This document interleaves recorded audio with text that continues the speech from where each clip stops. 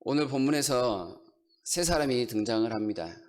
다윗과 그리고 다윗과 블레셋 사이에 싸움을 도두는 골리앗이라는 장수와 그리고 다윗의 큰형 엘리압입니다. 골리앗으로 인해 이스라엘과 블레셋 싸움은 40일 동안 지지부진한 모습을 보이고 있었습니다. 골리앗의 위세에 놀랐던 이스라엘 사람들은 싸워보지도 않고 이미 패잔병과 같은 모습을 보이고 있습니다. 밤낮으로 모욕적인 소리를 듣고 있지만 그들의 마음에 분노가 일어났을지 모르지만 그들은 그저 참는 것이 답이다 하는 생각으로 참고만 있었습니다. 왜냐하면 골리앗의 위세가 너무나도 대단했기 때문에 1대1로 그 앞에 나가 싸우기에는 역부족이라는 것을 그들이 너무나도 잘 알고 있었습니다. 이 사실을 알았던 골리앗이 마음껏 이스라엘을 조롱하고 있습니다.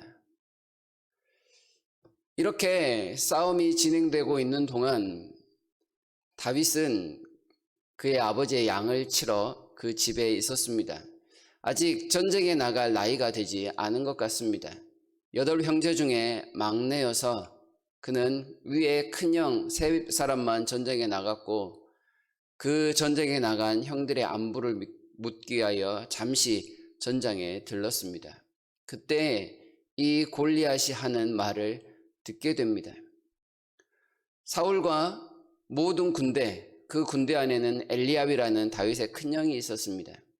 그 사람들은 골리앗을 보고 쩔쩔매는 상황이었습니다. 그러나 목동이었고 음악을 잘 연주하는 사람이었고 또한 나이 어린 소년에 불과했지만 다윗은 그의 말을 한번 듣고 나서는 마음속에 치밀어 오르는 그 분노를 주체할 수가 없었습니다. 그래서 그는 이렇게 이야기를 합니다. 이 할례 받지 않은 사람이 누구이기에 살아계신 하나님의 군대를 모욕하겠느냐. 26절에서 이런 말을 하고 있습니다. 어느 누구도 이 골리앗에 대하여 이렇게 말하는 사람이 없었습니다. 이 할례 받지 않은 사람, 어떻게 이 사람이 하나님의 군대를 모욕할 수 있는가라고 말입니다. 그들은 그저 사울의 군대를 가리킵니다. 그들은 그저 골리앗의 외모를 보고 도망치기에 바빴을 뿐이지 그가 하나님을 모욕한다는 사실에 대해서는 생각지 않았습니다. 사울과 그의 군대의 사람들은 다윗과 같이 전혀 생각하지 않습니다. 다윗은 전혀 새로운 관점으로 지금 이 골리앗을 바라보고 있습니다. 사람이 무엇을 어떻게 보느냐에 따라 그들의 행동이 바뀝니다. 사울과 엘리압으로 대표되는 그의 군대는 외형만 봅니다. 골리앗의 외형에 취해 어찌하면 우리가 싸울 수 있을까? 아니, 우리는 싸울 수 없는 존재다. 비록 모욕을 당하지만 가만히 있는 것이 최선이다 라고 아무런 조치도 하지 않고 있었습니다. 물론 마땅히 싸워야 할 왕 사울이 가만히 있었으니 그런 일이 발생했을 수도 있습니다.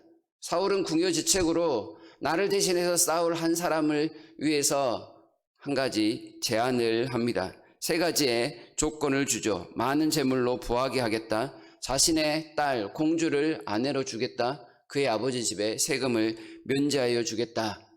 25절에서 그렇게 하면서 백성들로 하여금 싸워볼 용기를 갖게 하지만 사울 자신은 싸울 마음이 전혀 없습니다. 외형만 보기 때문에 이렇습니다.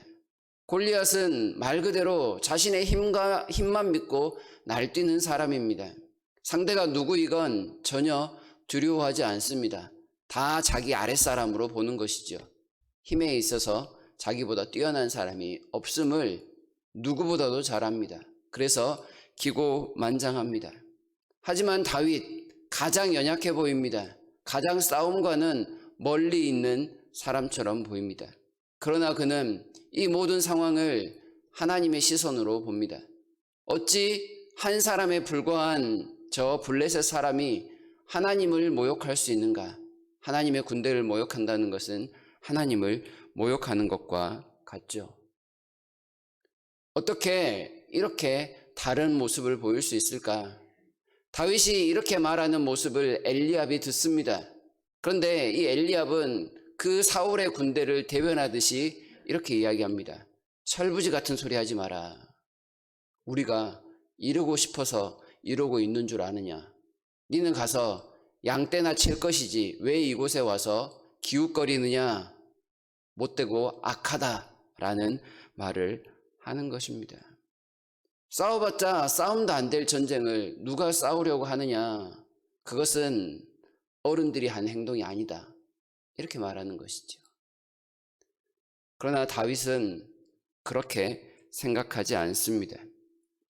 다윗은 골리앗이 아니라 그저 하나님을 욕하는 덩치 큰 사람, 전혀 싸워서 안 되는 바위와 같은 존재가 아니라 하나님의 영광을 가리는 사람으로서 제거해야 할 하나의 장애물 정도로 골리앗을 보고 있습니다. 왜 이런 결과가 나타날까요? 분명히 다윗이 고백하기를 살아계신 하나님의 군대라는 표현을 사용합니다. 다윗은 지금 그 살아계신 하나님을 온전히 만난 사람입니다. 그 하나님과의 교제 속에서 하나님이 어떤 능력을 가지고 계시고 자신과 함께 어떤 모습으로 살아가고 계시는지를 확신합니다. 반면에 엘리압과 사울의 군대는 하나님을 알기는 알지만 피상적으로 아는 것 같습니다.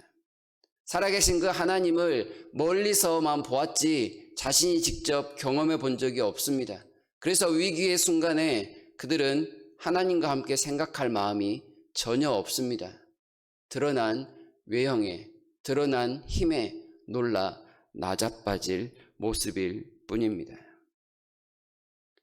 다윗과 같은 관점은 문제의 본질적인 모습으로 접근을 합니다. 이것은 힘 대 힘의 싸움이 아니라 하나님을 향한 영적인 싸움이다 라고 말입니다.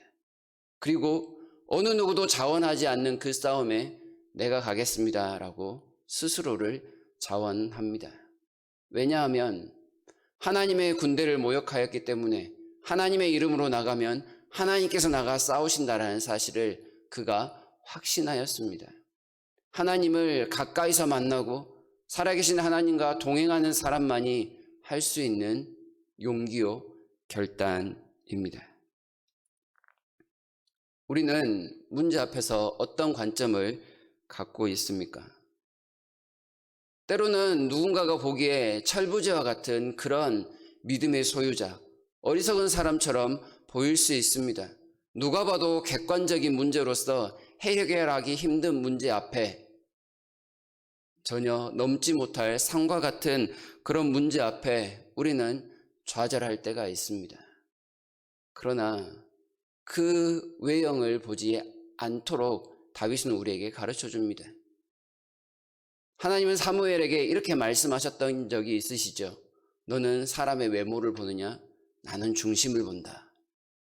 하나님을 믿는 사람이라면, 하나님과 더불어 살아가는 사람이라면 너희도 중심을 보라. 이런 말처럼 들립니다.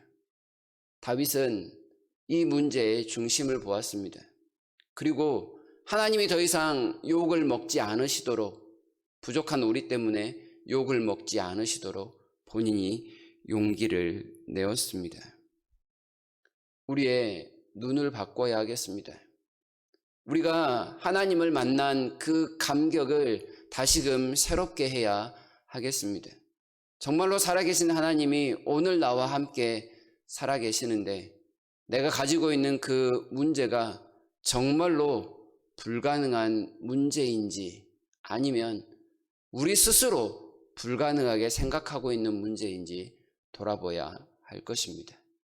하나님께서 정말로 우리를 만나 주셨다면 하나님께서 해결하십시오 라고 하면서 나설 수 있는 용기가 필요하겠습니다.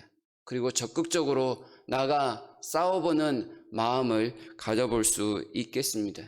그렇게 움직일 때 하나님은 긍휼을 베푸시고 우리의 손을 도와 우리보다 앞서 나아가 싸우실 것입니다. 그 대상이 무엇이건 간에 하나님은 분명히 이기게 하실 것입니다. 다윗을 보시면서 우리를 반성하시고 우리의 부족함을 하나님 앞에 고백하며 간구하는 이 새벽이 되기를 진심으로 바랍니다.